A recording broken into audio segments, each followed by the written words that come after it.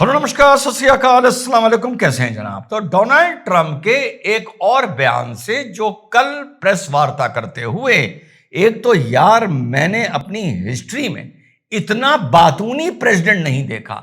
Daily press से यार इसकी मुलाकात होती है। मैंने व्हाइट हाउस पर इतनी प्रेस वार्ता पूरे अपने जीवन में जब से फॉलो कर रहा हूं व्हाइट हाउस की पॉलिटिक्स नहीं देखी। डेली कुछ ना कुछ बोलता हुआ वहां पर मिल जाता है। तो लेटेस्ट जो इन्होंने विस्फोटक ऐलान किया है उससे भारत की राजनीति में उथल पुथल मच गया है और राहुल गांधी तुरंत अपनी हरकत पर आ गए हैं। क्या ऐलान किया है और सभी मीडिया इसको कवर कर रहे हैं, national international. NDTV, India's response to Trump's claim that PM Modi made a Russian oil promise. Now what is this Russian oil promise? तो इकोनॉमिक टाइम्स लिख रहा है ट्रम्प क्लेम्स, देखिए, Trump claims PM Modi assured India will stop buying. जो Economic Times है वो शब्द का इस्तेमाल कर रहा है क्लेम्स। टाइम्स ऑफ इंडिया लिख रहा है फ्राइटेंड। अब राहुल गांधी बीच में आ जाते हैं and slams Modi over Trump's Russian oil claim. The Hindu लिख रहा है Trump on India's Russian oil of purchase, MEA says India prioritises consumer interest. BBC ने भी इसको कवर किया है साथियों और CNN ने भी इसको कवर किया। बीबीसी लिख रहा है Trump says Modi has agreed to stop buying Russian oil. उसके बाद CNN क्या लिख रहा है? Trump says Modi told him that India will stop importing oil. यानी या तो कोई आदमी इसको यह लिख रहा है कि ट्रम्प का यह दावा है या कोई आदमी यह लिख रहा है कि ट्रम्प यह कह रहा है। कोई भी पत्रिका, कोई भी रिपोर्ट, चाहे भारत की हो चाहे अमेरिका की हो, यह नहीं कह रही कि भारत और अमेरिका में इस चीज को लेके एक एग्रीमेंट हो गया है, समझौता हो गया है कि अब इंडिया रशिया से ऑयल नहीं खरीदेगा। यह वर्ड कोई यूज नहीं कर रहा है समझौते का, एग्रीमेंट का, पॉलिसी डिसीजन का, सिवाय एक आदमी के, वो है हमेशा की तरह राहुल गांधी। ये जैसे ही खबर राहुल गांधी को पहुंची, राहुल गांधी जैसे रशिया की पहुंची थी, पाकिस्तान की स्टील फैक्ट्री की कूद के बीच में आ गए थे, फिर पहुंची थी रशियन J-17 फाइटर जेट्स के इंजन की, फिर कूद के ये बीच में आ गए थे। तो अब ये बोल रहे हैं PM Modi is frightened of Trump. इन्होंने तर से ट्वीट कर दिया कि पीएम मोदी ट्रम्प से डरते हैं। अब कैसे डरते हैं उसका जरा विश्लेषण कर लेते हैं। इन्होंने 5 पॉइंट बताए। allows Trump to decide and announce that India will stop buying Russian oil। यानी भारत ने ट्रंप को इजाजत दी इस नीति की घोषणा करने की कि भारत रशिया से अब तेल नहीं खरीदेगा। नीति की, यानी यह बात कोई नहीं लिख रहा, कोई नहीं बोल रहा, बाहर का मीडिया, भारत का मीडिया छोड़, पर सिर्फ राहुल गांधी बोल रहा है। उसके बाद keep sending congratulatory messages despite repeated snubs. अब यहां राहुल गांधी जो दूसरा आरोप लगा रहा है वो ये लगा रहा है कि पीएम मोदी ने जैसे अभी पीस समिट को लेकर बधाई दी थी डोनाल्ड ट्रंप को, तो ये उसको बधाई देते हैं और वो इनको स्नब कर देता है, धुतकार देता है। डोनाल्ड ट्रंप पीस समिट में आने के लिए मोदी जी को इन्वाइट कर रहा है। डोनाल्ड ट्रंप पीस समिट में मोदी जी के ना होते हुए मोदी जी का जिक्र कर रहा है। डोनाल्ड ट्रंप अपनी टीम ट्रेड एग्रीमेंट के लिए या नेगोशिएशन के लिए इंडिया भेज रहा है और साहब बोल रहे हैं कि डोनाल्ड ट्रंप भारत को स्नब करता है। तीसरा रीजन सुनिए, cancel the finance minister visit to America.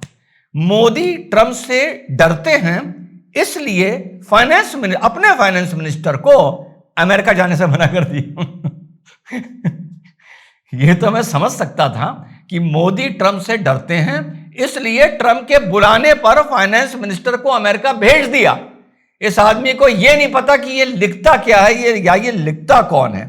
फिर चौथा रीजन सुनिए, मोदी ट्रंप से डरते हैं स्किप्ड शर्म एल शेख। क्योंकि मोदी शर्म एल शेख नहीं गए, इससे साबित हो रहा है कि वो ट्रंप से डरते हैं।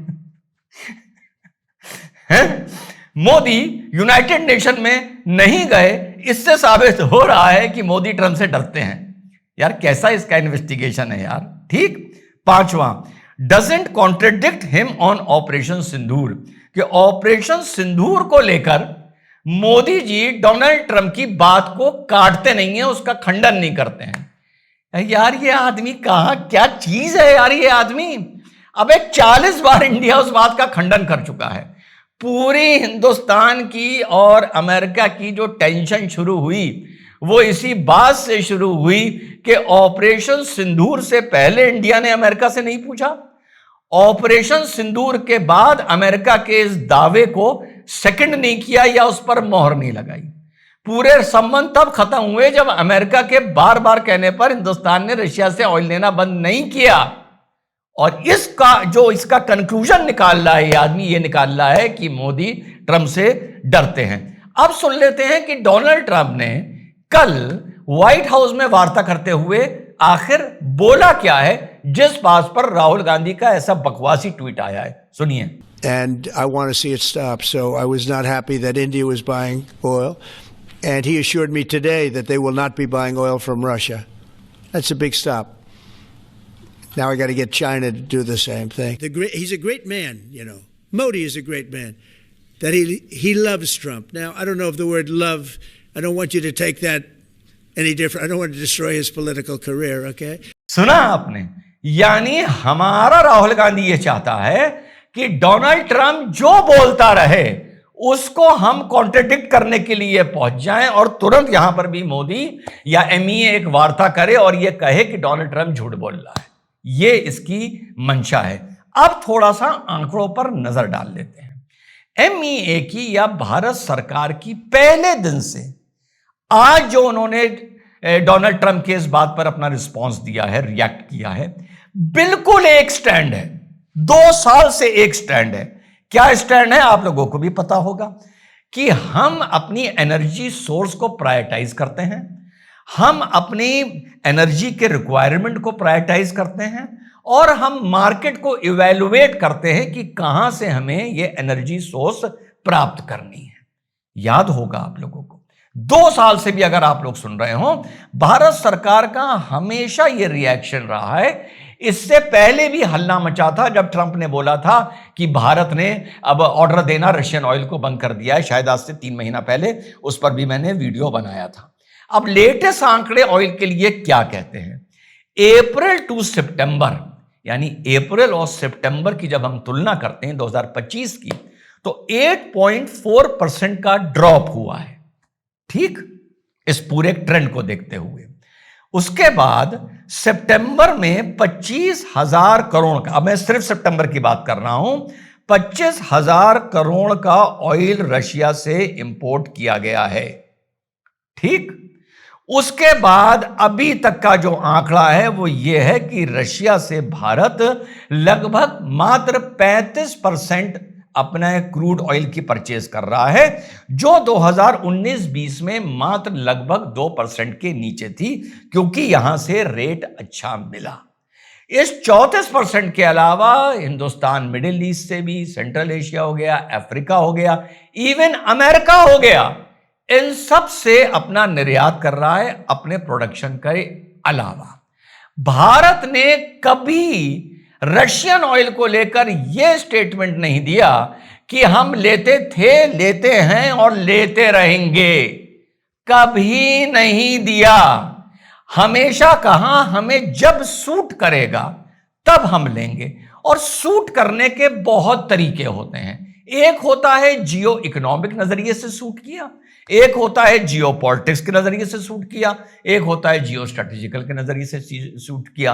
कभी कभी यह हो सकता है अगर एक हमें चीज जियो इकोनॉमिक नजरिए से सूट कर रही है, लेकिन जियो इकोनॉमिक पॉलिटिक्स या जियो स्ट्रेटेजिकल नजरिए से वो हमारे लिए हानिकारक हो सकती है, तो भारत को एज अ सॉवरीन नेशन यह हक है कि वहां से वो आर्थिक लाभ ना ले, कहीं पर कुछ और लाभ ले ले। तो ये इस आदमी को नहीं पता कि इंटरनेशनल पॉलिटिक्स कई प्लेटफॉर्म्स पर चलती रहती है, जियो इकोनॉमिक, जियो पॉलिटिकल, जियो स्ट्रेटेजिक और चौथा बैक चैनल। इसका मतलब यह है जो ट्रंप बोले उसका हम जवाब दें, और जो इसने लॉजिक दी है कि कैसे साबित होता है कि मोदी ट्रंप से डरते हैं, वो लॉजिक अपने आप में और वो ट्वीट अपने आप में साथियों लाजवाब है। हो सकता है आगे भारत ऑयल लेना बंद कर दे। ट्रंप ने भी बोला कि यह काम यकायक नहीं हो सकता, क्योंकि आज आप जो ऑर्डर देते हैं उसकी डिलीवरी लगभग 45 दिन से 60 दिन के बाद होती है। तो लेकिन ये कुछ ऐसे लोग इस देश में इतनी ऊंचाइयों पर मानना पड़ेगा पहुंच गए हैं, जो देश के अहित के लिए या देश की फॉरेन पॉलिसी को डिस्टर्ब और डिरेल करने के लिए किसी हद तक जा सकते हैं, चाहे उस हद के चक्कर में ये खुद मूर्ख साबित ना हो जाए। जय हिंद, वंदे मातरम, खुदा हाफिज।